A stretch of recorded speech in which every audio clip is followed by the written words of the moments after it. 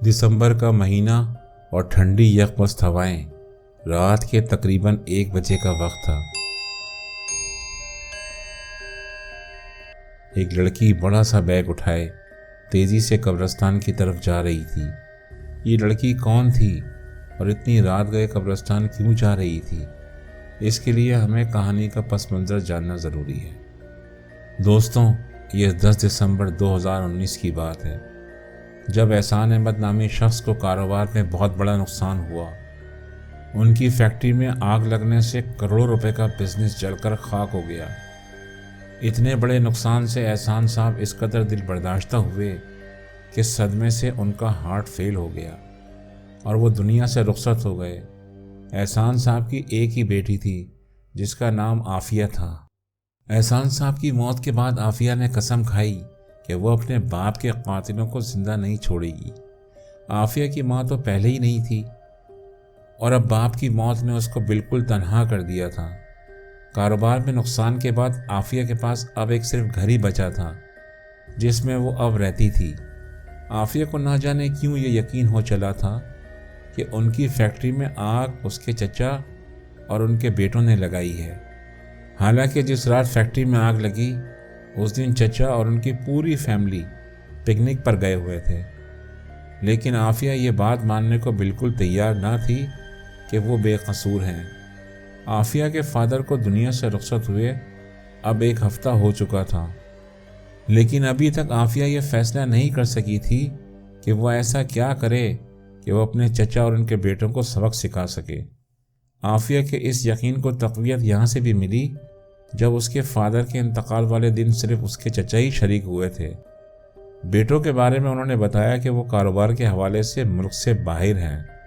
आफिया के चचा और इनके बेटे हमेशा आफिया के अब्बू से लड़ते रहते थे कि उसकी फैक्ट्री में उनका भी हिस्सा है, पर एहसान साहब हमेशा उनको वसीयत दिखाते जो आफिया के दादा कर गए थे, जिसके मुताबिक घर और फैक्ट्री एहसान के नाम थे और 2 फार्म हाउस और एक घर चचा के नाम था।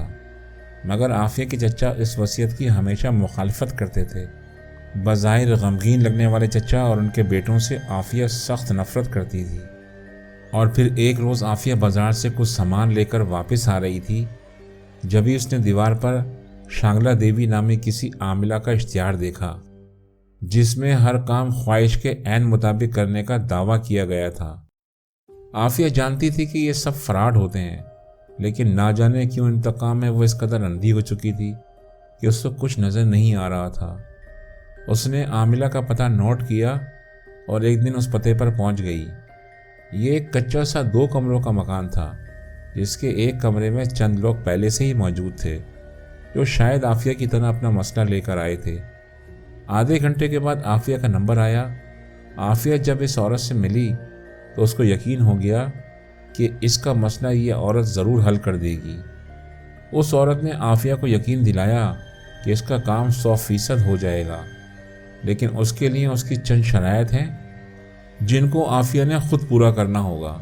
शायद यही आफिया की सबसे बड़ी गलती थी, जो अपना भरोसा अल्लाह पर से छोड़ बैठी थी और इन नाम नेहाद झूठे लोगों की बातों में आ गई, जिनका सिर्फ एक ही मकसद होता है कि मासूम और सीधे साधे लोगों को बेवकूफ़ बनाकर उनसे ज़्यादा से ज़्यादा रकम लूटी जाए। इस औरत की पहली शर्त ये थी कि एक बकरा ख़रीदकर उसके पास लाना है। वो इस बकरे को बेरी के दरख्त के नीचे ज़िबा करके उसके सर और दिल पर कुछ अमल करेगी और कुछ उसको तावीज़ात देगी। उसने सर और दिल को अपने घर के करीबी कब्रिस्तान में किसी पुरानी कब्र में जाकर दफनाना है और उस कब्र के ऊपर एक शमा रोशन करनी है और शमा में उसके दिए हुए तावीज़ात जलाने हैं। और फिर शमा बुझने से पहले तुम्हारे चचा और उसके कज़न की मौत वाक़ई होगी। और फिर जैसा कहानी के शुरू में बताया गया कि दिसंबर की सरतरीन रात थी। आफिया एक बड़ा सा बैग उठाए कब्रिस्तान की तरफ जा रही थी। उसके बैग में बकरे का कटा हुआ सर और दिल था। वो जब कब्रिस्तान पहुंची तो वहाँ का माहौल देखकर उस पर खौफ तारी हो गया।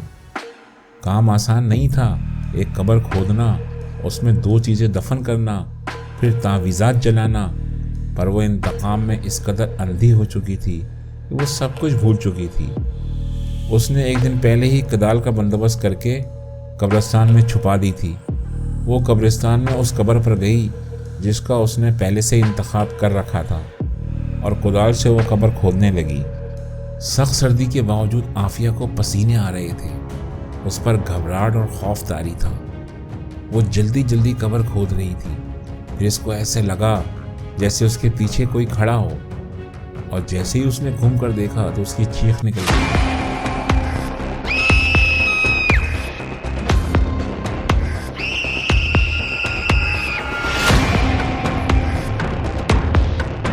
اس کے پیچھے ہڈیوں کا ایک پنجر کھڑا تھا، اور اس سے پہلے وہ کچھ کر پاتی اس پنجر نے عافیہ کی ٹانگوں کو جکڑ لیا۔ عافیہ نے گھبرا کر وہی کدال اس ہڈیوں کے پنجر پر دے ماری تو وہ ٹوٹ کر 2 ٹکڑے ہو گیا۔ عافیہ نے کدال پھینکی اور تیزی سے باہر کی طرف بھاگی۔ وہ چلاتی ہوئی دوڑ رہی تھی، لیکن اب ہڈیوں کا پنجر اکیلا نہ تھا، اس کے ساتھ بہت سارے پنجر اس کا پیچھا کر رہے تھے۔